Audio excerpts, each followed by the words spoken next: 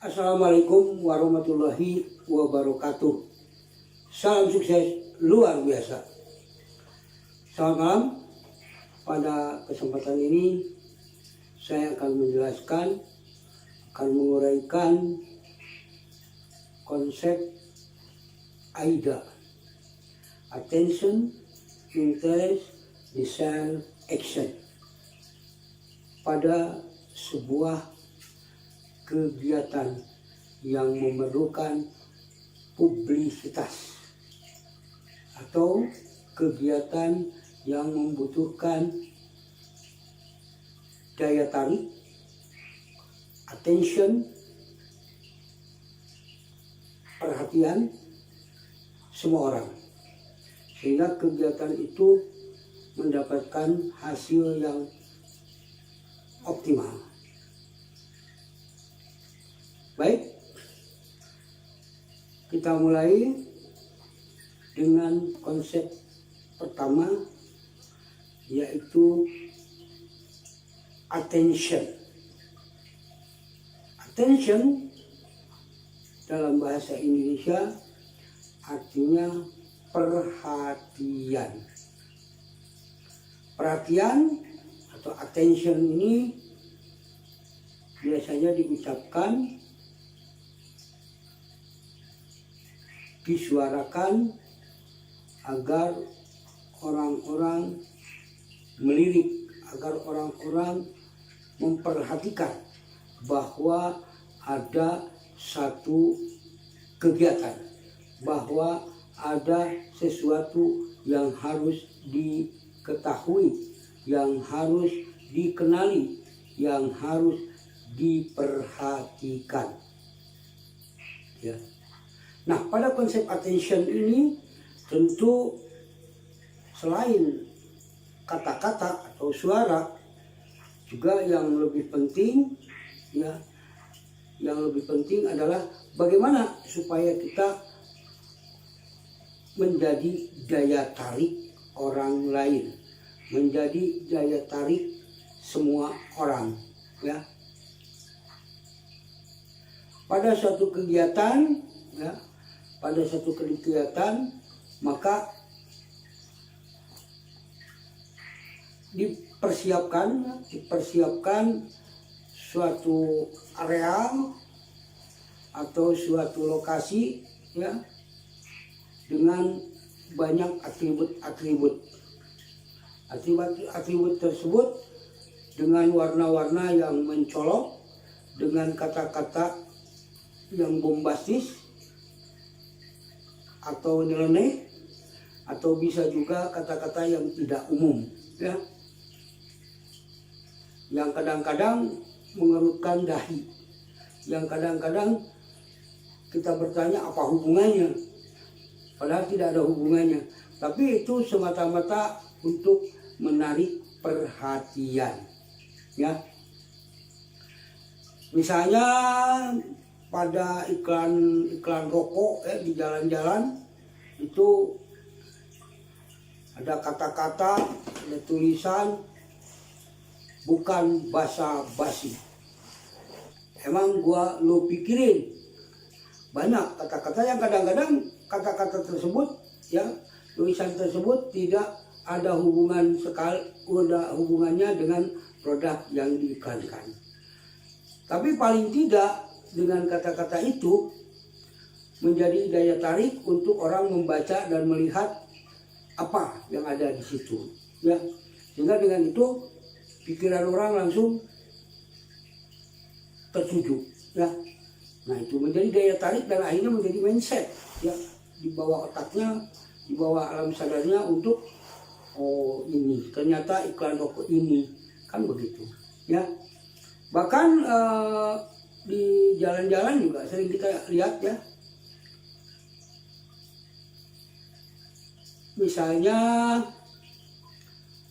slow down, ya, slow down resto sederhana, slow down pabrik tahu. Nah, itu dengan kata-kata slow down itu, ya, itu merupakan attention, ya. Atau juga misalnya di belakang truk, ya. Itu suka ada juga tulisan-tulisan yang nyeleneh di belakang truk itu, juga di belakang angkutan umum, angkot, ya. Tulisan-tulisan nyeleneh dimaksudkan agar menarik perhatian, ya. Terus pernah saya tanyakan pada sopir itu kenapa ada kata-kata seperti itu. Di belakangnya ada "Kutunggu jandamu, ya. Hidupku di atas roda bagaikan menari-nari di atas penderitaan orang lain." Itu kadang-kadang kata-katanya itu tidak jelas apa yang dimaksud. Ya, kadang-kadang bahasa Inggris tulisan bahasa Inggrisnya pun tidak benar, ya. Itu, ya. Kutunggu jandamu dan seterusnya, ya. Terus ada kata bahasa Inggrisnya demi istri. Nah, itu. Ya, padahal demi istri. Oh, artinya hidupnya untuk istrinya, kan. Ya. Nah, itu attention. Kemudian pada sebuah kegiatan, ya, kita biasanya menggunakan kata-kata juga halo, selamat malam, selamat siang, dan seterusnya. Bapak, ibu sekalian, kita perhatikan, kita dengarkan. Itu adalah kata-kata attention, ya, untuk mencari perhatian orang lain, ya. Atau juga selain tadi dengan kata-kata juga dengan spanduk, ya, dengan spanduk, dengan banner, dengan billboard, ya. Itu dengan sinar-sinar yang menyala, ya, dengan spanduk yang kadang-kadang mengganggu konsentrasi, ya, mengganggu konsentrasi pengemudi di jalan, ya. Itu, nah itu, dan itu memang sah-sah saja, ya, untuk menarik perhatian, tapi juga ada efeknya, ya, efek negatifnya, yaitu tadi bisa mengganggu perhatian, fokus pengemudi, ya. Nah, itu terkait masalah attention. Kemudian interest, ya, interest itu tertarik, ya, setelah memperhatikan pada ini tertarik, ya, tertarik. Oh iya, ini iklan rokok ini bagus juga, ya. Iklan rokok ini dilihat gambarnya, ya, dilihat kemasannya juga eksklusif, mewah, misalnya seperti itu, ya. Kalau rasanya kan belum tentu, ya, kita yang merasakan, ya. Atau juga misalnya iklan-iklan sabun mandi restoran, ya. Restoran diperlihatkan hidangan-hidangannya yang disediakan, gitu kan. Itu kulub jengkol, ya gitu. Kemudian sate bebek, di situ, ya, sehingga diarahkan untuk tertarik, ya, interest, ya. Nah, itu gehu rasa ayam, ya. Nah, dengan gambar, kemudian dengan foto, ya, itu menjadikan orang interest, tertarik, ya. Setelah tadi perhatian, ya, jangan lihat kiri, hati-hati, jangan lihat kiri. Di bawahnya resto adil rasa, ya. Nah, kita lihat ke kiri, ternyata benar ada resto adil rasa. Di situ ada banner lagi, pas di restonya itu, ya, gambar misalnya kulub suuk, misalnya gambar sate bebek, ya, tahu jaipong, kan, ya, tahu belang betong. Nah, tuh ya gambar-gambarnya yang menarik selera misalnya kan begitu ya, akhirnya kita tertarik gitu, untuk singgah di restoran tersebut ya. Nah itu. Nah setelah tertarik ya, bagaimana menciptakan supaya desain ya, kagum ya, terpesona ya, maka tidak sedikit resto-resto ya yang dibuat sedemikian menariknya ya, dengan nuansa-nuansa tradisional misalnya ya, nuansa-nuansa cowboy ya, nuansa-nuansa yang tidak aneh, yang aneh misalnya kan begitu. Ada resto di atas kapal terbang bekas ya, dibuat sedemikian rupa ya. Kemudian ada resto di atas perahu kan begitu. Nah itu untuk membuat kekaguman ya.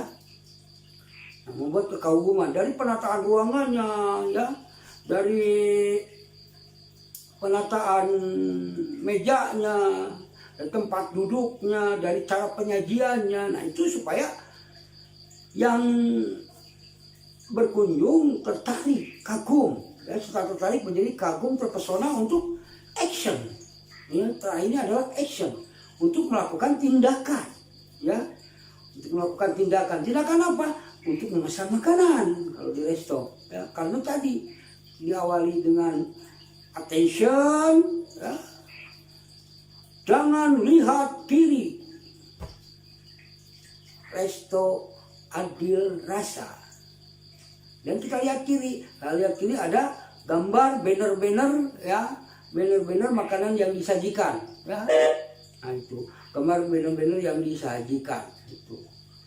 Nah dari situ kemudian masuk, ketika kita masuk melihat situasinya, melihat ruangannya, begitu kita terpesona ya, kagum ya. Misalnya ada nuansa tradisional ya, seperti di sawah misalnya kan, seperti di mana lagi, seperti di hutan misalnya kan gitu, seperti di laut, seperti di udara, atau misalnya dengan yang tidak lazim ya, yang tidak lazim misalnya apa, misalnya dengan hidangan yang ambil sendiri sesukanya kan, ambil sendiri dan seterusnya. Nah dengan itu kagum-kagum akhirnya melakukan tindakan ya, melakukan pesanan ya, memesan. Kadang-kadang karena kita terkagum-kagum, terpesona, harga yang ditawarkan pun yang di situ ada daftar menunya ya, kita tidak pikirkan lagi.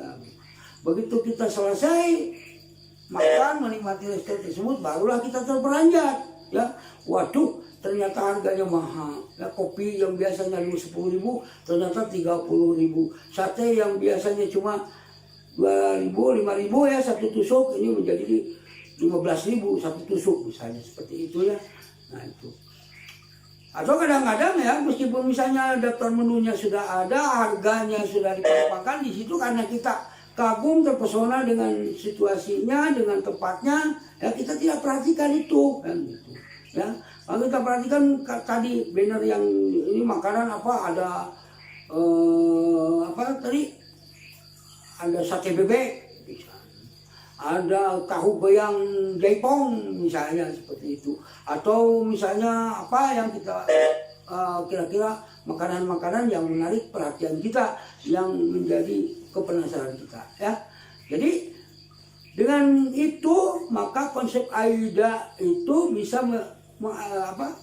merupakan jembatan, merupakan sarana prasarana, merupakan mediator untuk terjadinya penjualan, terjadinya transaksi yang baik, atau dalam suatu kegiatan menjadi kegiatan yang populer, menjadi kegiatan yang menarik banyak orang. Sehingga dengan menarik banyak orang itu, apa yang kita inginkan, apa yang kita harapkan, apa yang menjadi tujuan kita ya, tercapai seoptimal mungkin, menjadi efektif dan efisien.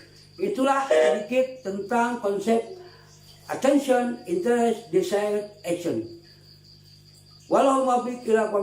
Wassalamualaikum warahmatullahi